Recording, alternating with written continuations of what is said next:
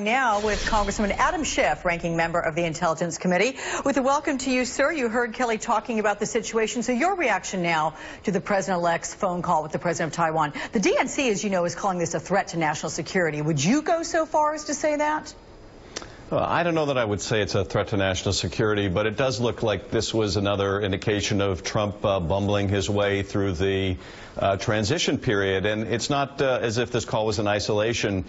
He had a long call, it appears, with the Prime Minister Schiff of Pakistan. And conveyed a message there, which I think was highly problematic as well, although this, I think, is more serious because it does threaten to upend relations with China.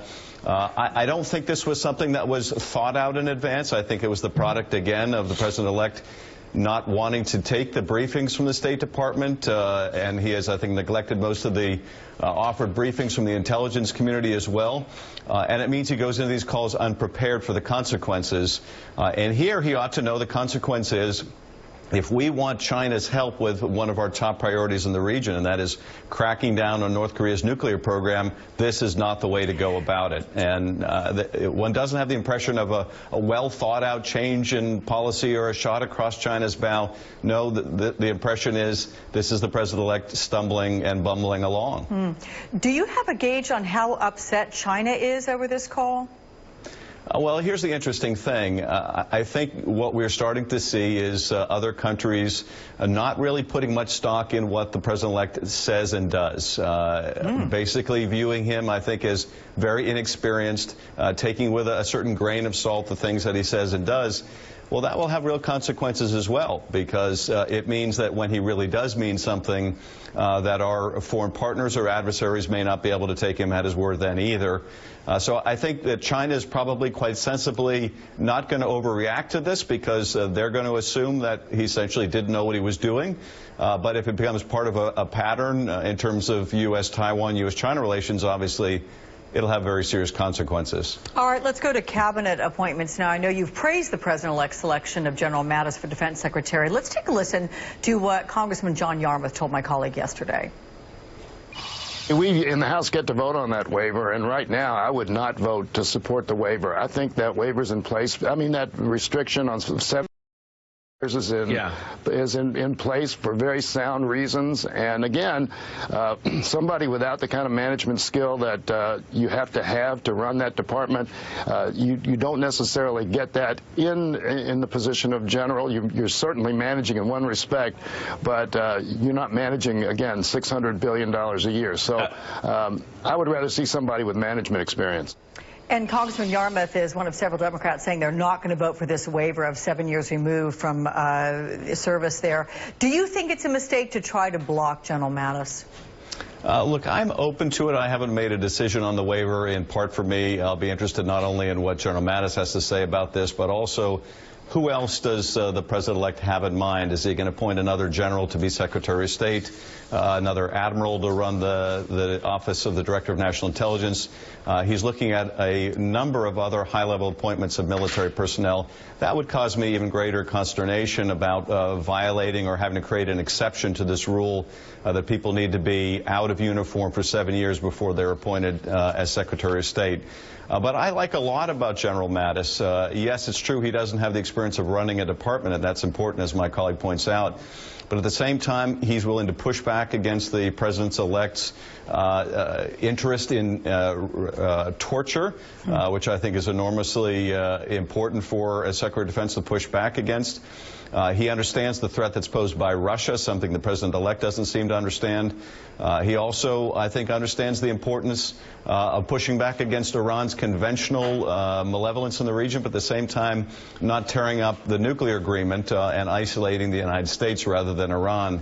So on a lot of policies, I think he has some very common sense and sound things to tell the president-elect, and that would give me some comfort in our handling of defense and national security issues. What about Syria? Because you quoted in a Washington Post article about the impact a Trump presidency will have in the Syria crisis. What's behind the fears of abandonment by the rebels? Now, are they legitimate?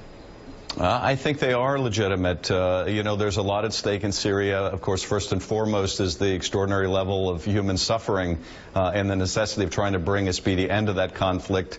but also understanding what the Russian interests are and how they're not aligned with ours. The president-elect said during the campaign trail that the Russians were bombing ISIS. Actually, they've been more bombing the moderate rebels. If we back away from any support for the moderate opposition in Syria, I think that will have a lot of consequences. It may force that moderate opposition to work even closer with the extremist groups like the Jabhat al-Nusra, the former, well, really the present al-Qaeda affiliate. It may also cause us to lose the confidence of our allies in the region that we can't be dependent on. So there are a lot of implications with what the president-elect talked about on the campaign trail. It's another reason why I have some comfort with the idea of General Mattis, because I don't think he shares the views we've heard the president-elect express on the subject of Syria. The Clinton campaign is once again calling on Congress to release more information about Russia hacking into the election. Is there a chance that by doing so, it could lead to more instability, some more tensions over the results?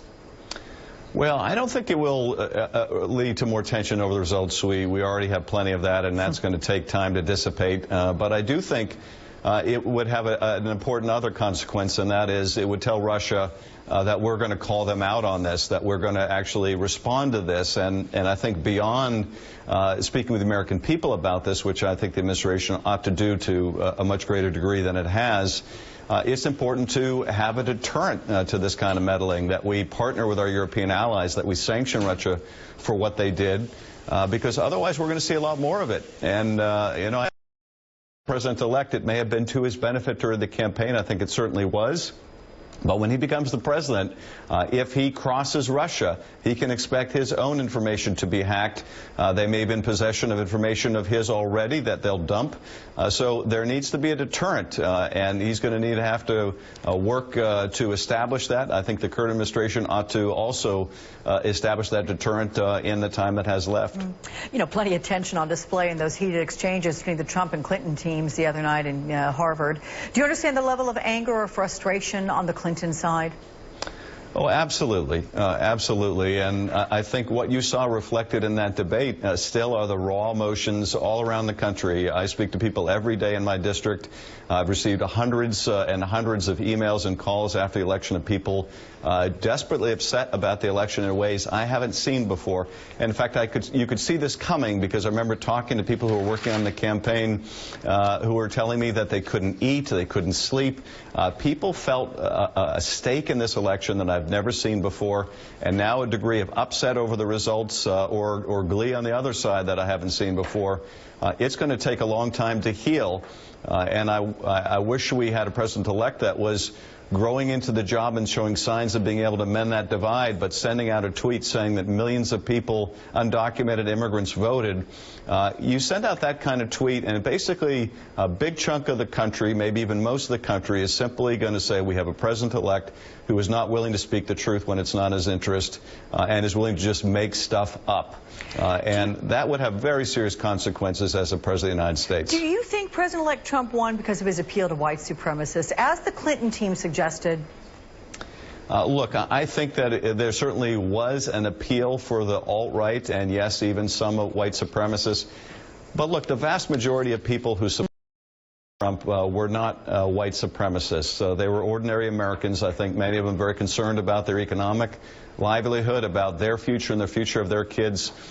For Democrats, I think, you know, as one of my colleagues, Elijah Cummings, pointed out to me the other day, it's like after you lose a big game, yes, you had some bad calls, and yes, maybe the other side had some dirty plays, and I think in this campaign they certainly did, but you got to be good enough to beat them notwithstanding those obstacles, and we were not able to beat them, as indeed we should have. And I think there are a lot of things, because it was such a close race, that had we done just a bit differently, we would have won.